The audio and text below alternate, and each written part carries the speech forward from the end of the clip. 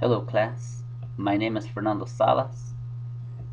In the case of Jackie Jones versus St. Ashford Hospital, representing Beverly, I believe that the plaintiff had her privacy violated under the protection of HIPAA laws. When Beverly decided to leave the message at the patient's home with the details of the treatment and care plan, this put the patient's private information out for anyone in that home to hear. Judith Erlin, chair of the Department of Health and Community Systems of the University of Pittsburgh, wrote an article about the clinical and ethical considerations of nurses and HIPAA. In the article, she states that the HIPAA privacy rule established national standards to protect the privacy and security of certain health information from unwarranted disclosures. In this particular instance, there did not seem to be an emergency need to have this information given to the patient so that the privacy rules would not have to be followed.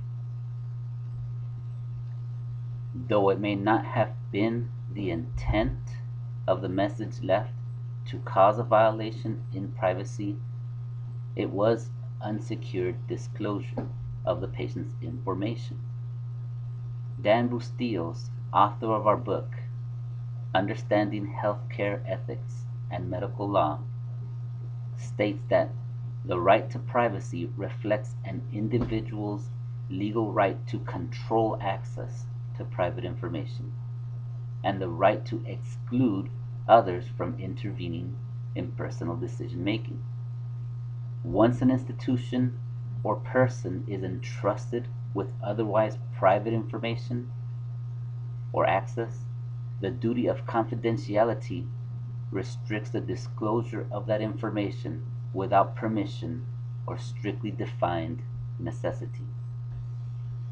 Any number of people in her home could have listened to the unsecured message, because we just do not know the details of anyone's private lives, like who lives there and who has access to those messages, etc.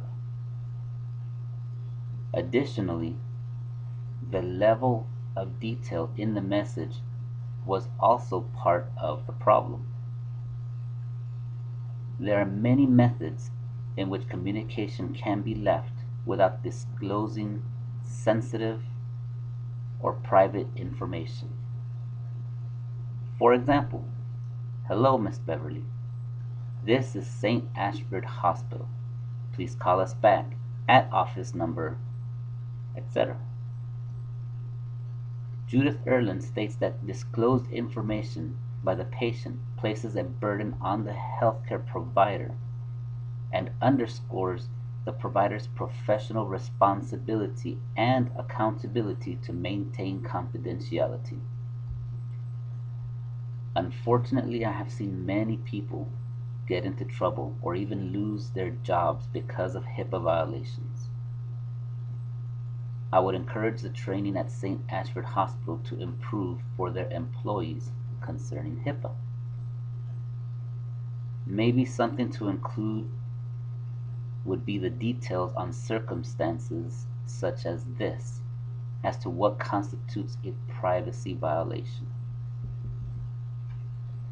Finally, the decision by Beverly to leave a message at the patient's home, though prudent, was not the request of the patient.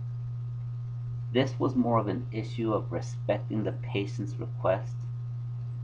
Had Beverly not left the excessive detail, the only wrongdoing would be not leaving a message at the patient's job, which would not be a violation of HIPAA. I wish there could be an award for good intentions, but good intentions do not necessarily allow for good outcomes. This should not diminish the professionalism or care of Beverly as an employee, and I really want to underscore that.